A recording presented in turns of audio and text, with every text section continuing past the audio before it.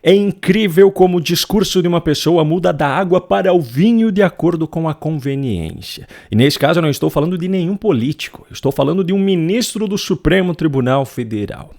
Eu já perdi as contas de quantas vezes eu vi, ao longo dos últimos anos, Alexandre de Moraes defendendo a imprensa tradicional, que, segundo ele, é séria e responsável para reforçar seus argumentos dentro de uma atuação absolutamente política, como é o caso do inquérito das fake news. Sendo bem objetivo, mas não deixando de comprovar o que eu estou falando, eu separei aqui apenas um exemplo desse tipo de comentário. Durante sua participação, em junho de 2024, em um painel dentro do Fórum Jurídico de Lisboa, aquele evento que é promovido pelo colega dele, Gilmar Mendes, tanto que é popularmente conhecido como Gilmar Palusa, Moraes disse o seguinte, abro aspas, a mídia tradicional, com todos os erros e acertos que todos temos, tem responsabilidade. As redes sociais hoje são irresponsáveis. Por isso que o primeiro ataque foi em relação à mídia tradicional. Fecho aspas. Vale lembrar que, naquele momento, essa mídia tradicional vinha se alinhando ao discurso dos ministros e estava passando pano para todas as medidas autoritárias tomadas, pois ambas as partes estavam interessadas na condenação dos seus inimigos em comum. Só que, recentemente, esse cenário passou por grandes mudanças. Aqueles que essa parcela da imprensa e os ministros do STF queriam ver presos, foram presos. E então, a falta de escrúpulos de Moraes deixou de ser tão útil assim. Em paralelo ao início de um período de críticas aos abusos de Moraes e da Suprema Corte, o que começou a sinalizar um possível movimento de descarte de algumas peças do sistema, veio à tona o escândalo do Banco Master, um escândalo que envolve ministros do próprio STF.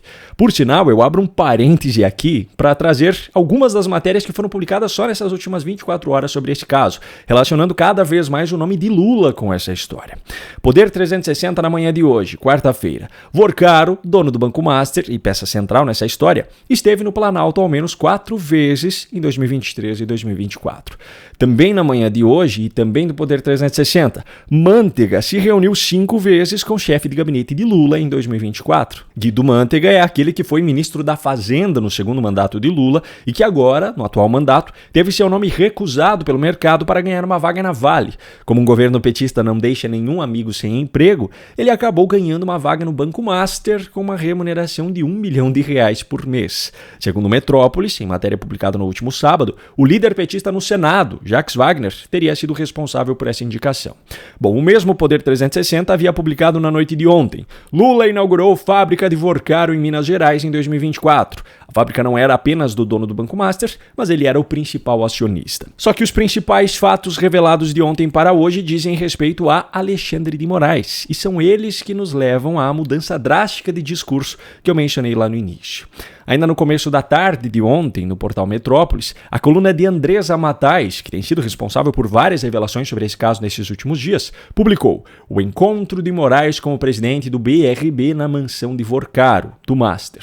Testemunhas afirmam que Alexandre de Moraes frequentava a casa de Daniel Vorcaro em meio a articulações políticas e à crise do Banco Master.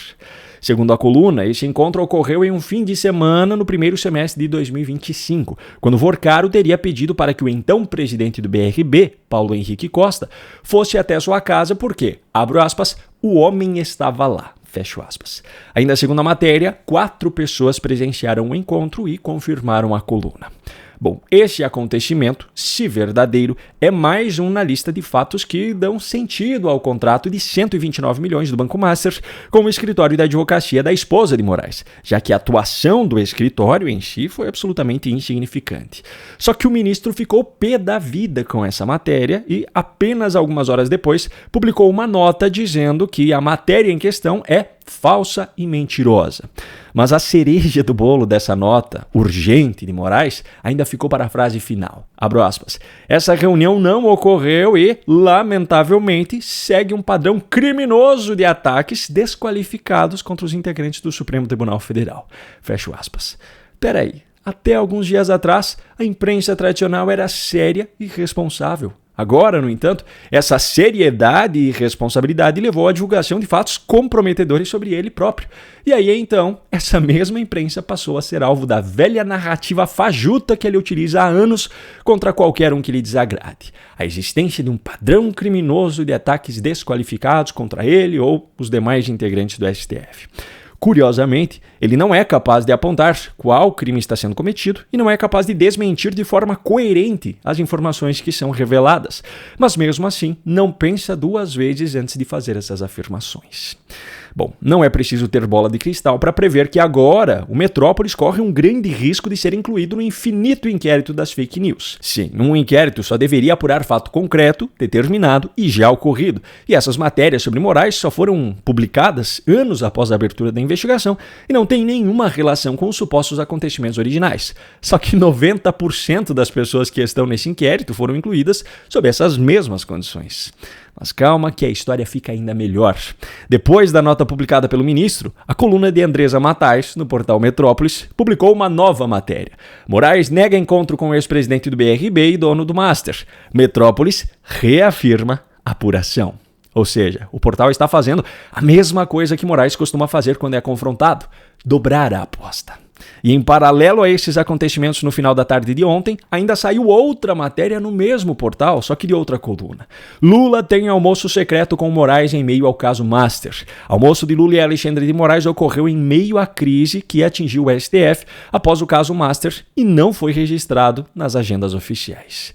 Eu não sei quanto a você, mas eu, vendo esse circo pegar fogo, estou aqui pronto para ajudar com um galão de gasolina nas mãos.